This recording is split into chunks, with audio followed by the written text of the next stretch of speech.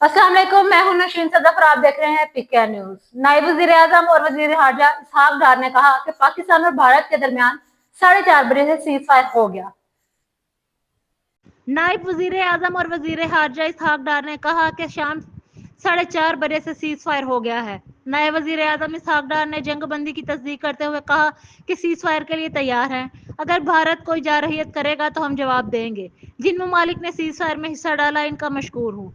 नायब वजीर आजम और वजीर हारजा इसहाक डार ने कहा कि तमाम सूरत हाल में अमरीकी वजीर हारजा ने भी किरदार अदा किया।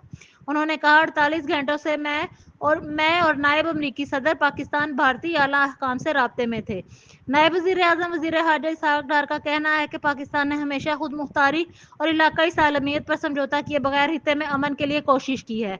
उनका यह भी कहना है कि ऐलान करते हुए कि खुशी से पाकिस्तान और भारत फौरी जंगबंदी पर रजामंद हो गए।